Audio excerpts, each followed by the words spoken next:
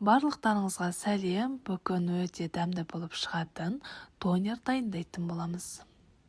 Ең алдымен картошка пайды үй жағдайында дайындайтын боламыз. Ол үшін картошкамызды алып, барлығын өткіштен өткізіп, салқын су құятын боламыз.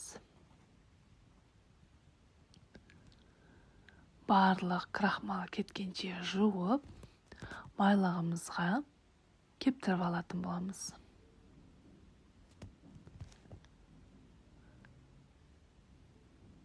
Осылайша үстінен салфеткамен барлық суын алып, кепкеннен соң қызып тұрған майымызға кішкентай мөлшерде қуырамыз.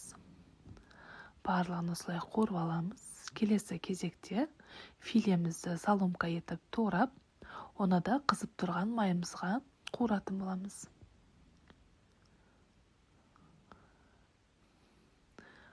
Қуырылғанша соусына майонез бен кетчупты жақсылап араластырып дайындап аламыз. Осылайша филеміздің суы шығып, тартылғаннан соң үстінен тауық дәмдеу үшін және тұзымызды сеуіп, қызарғанша қуырамыз. Осылайша дайын болды.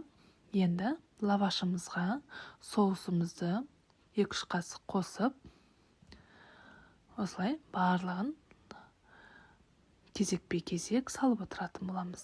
Ең алдымен қиярымызды, қызанағымызды саламыз. Кішкене соус қосамыз үстінен. Соусы неғұрлым көп болса, соғұрлым сочный болып шығады. Үстінен картошка пайымызды және қуырылған филемізді қосатын боламыз. Осылайша барлығын жақсылап шеттерінен бастап орап, нығыздап орайтын боламыз. Барлық донерімізді дәл осылай дайындап алатын боламыз.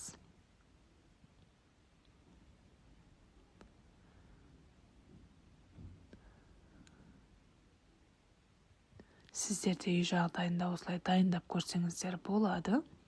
Өте дәмді болып шығады. Барлығын осылай дайындап болғаннан соң, қызып тұрған тапамызға 2 бетін 2-3 минуттен ғана қыздырып алатын боламыз. Сол кезде өте қытырлақ болып шығады. Осы әдісті міндетті түрде жасаңыздар. Осылайша біздің донеріміз дайын болды. Өте дәмді болып шықты. Достар, видеом ұнаса лайк басып, өз пікіріңізді қалдыруды ұмытпаңыз. Және де менің арнама тіркеліп кетуді ұмытпаңыз. Сіз де дәл осылай дайындап көріңіз, ас болсын.